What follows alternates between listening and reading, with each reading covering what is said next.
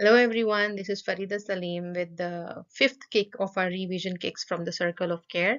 And today we are going to continue on some of more of parenting illusions that we might have. And thank you to everyone who have responded to the question that I asked last week about what are your goals for your kids. So the first illusion we want to talk about today is I must prepare my child for a successful future. And if you ask me, successful future is such a subjective term, and we all define it differently. But the only thing which is for sure about successful future is that it's not in our hands. Seriously, I mean, we cannot control the future of our kids, no matter how much we try.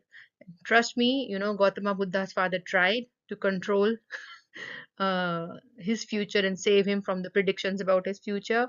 There was no social media, and he was royalty, and he had all kinds of powers and taps on him, and he could not do it. So, trust me, it's not possible for us to control our child's future, but we can surely control their present.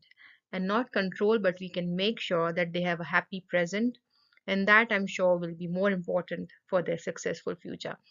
Another illusion that we have is that how will I measure that my child is successful or I have been a good parent in raising my child? I think the criteria somewhere unconsciously for all of us is that my child will be financially, successful. So their achievement depends on their ability to earn a good amount of money. And although we are getting more aware of no, but they should have a better character and your personality and other things, but primarily somewhere deep down in our minds, unconsciously for us, it's always about how secure they will be financially, and therefore you see all that we do mostly from the very beginning of our kids' life is which childcare will go to, which school they'll go to, which college they'll go to, which field they'll pick up. If I think this is the right field or it's in the future, that would be the most money making, secure kind of field. Then those are the skills that we kind of add on to for our kids. So if my I want I think that my child will benefit from some IT field. We'll put them in coding and other kinds of extracurricular classes. So whatever we are trying to do is, kind of revolving around making sure that they have the means, the skills, and the competence to earn themselves good money. And that's a good thing, but that should not be the only thing.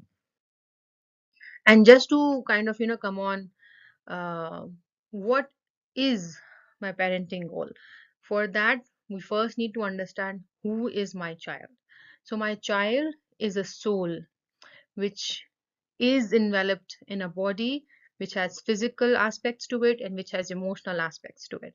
And within that physical aspects, education and financial success is one aspect, but there are lots of other aspects. There are things like health. Do am I developing healthy habits? Am I going out with my child on regular walks? And do I play with my child? What about his emotions? Is he emotionally safe? Is he emotionally confident? Is my child emotionally resilient? And then, most importantly, at the heart of all this is the soul. What am I doing for my child to, develop and cultivate his soul? And those who come from a Muslim background, our children to us is not a property. They have not been given to us for like us. They have been given to us as an amana, as a trust from Allah. And and the trust is that the soul which has been given to you in a body is to be prepared so that they lead their lives without us or with us in a way that is righteous, and then automatically that translates into their emotional and their ethical um, understanding that transfers into how they uh, interact with others, engage with others in this material world. But at the heart of it is that soul that is given to us as a trust, and we need to cultivate on that. Now, those who don't come from a Muslim background, it's all right.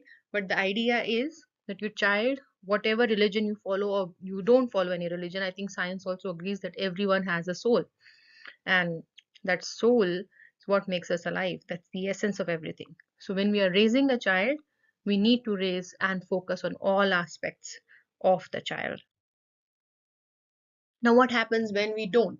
When we kind of focus on academic achievement?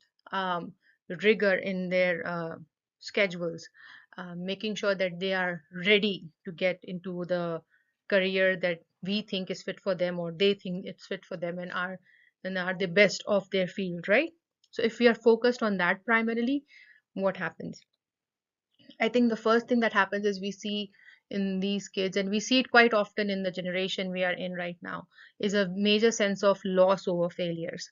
So as soon as your child faces failures, and when I say child, I don't mean a child like a 5-year-old or 6-year-old. They also do that.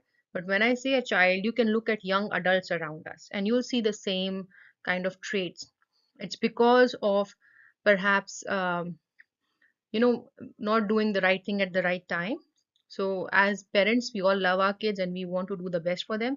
It's such that sometimes unconsciously, um, we are doing things which are driving them away from their soul and emotional element and into the material element only.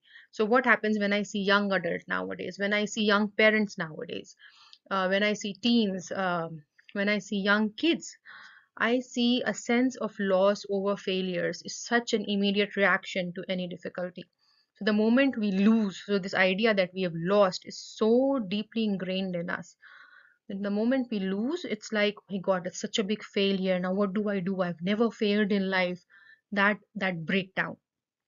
Another thing that I've seen is you prepare your child so well to earn money and they do that. Again, something we see around us, young adults, young families, that it's not the problem is not that they cannot earn money. The problem is they cannot sustain that wealth.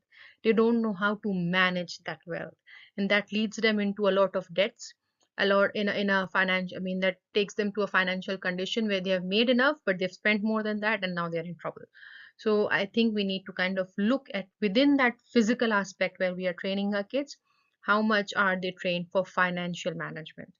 uh, a third thing that I've seen as a consequence of a narrow focused parenting is breakdowns when kids are forced with adversity. And again, with kids, I don't mean, I mean, yes, young kids as well, but grown-ups as well, because somehow we feel that once the child is grown up, it's not no longer my responsibility of how they are dealing with their life. Actually, that's when we actually see the real fruit of your parenting that you have kind of worked on for so long. So if your young child, but as well as your grown up child who may be married, who may be a parent themselves, if you see them that the moment they go through an adversity, they face an adversity, if they break into pieces, that's somewhere you should be concerned. Because I think what we, again, this is the missing soul, because we go, oh, why this is happening to me, or why not someone else, or where is God, or how do I submit? And those questions, or an attitude to quit.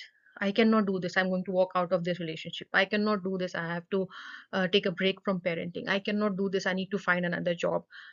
This is the attitude that we see, and that's something that's troublesome.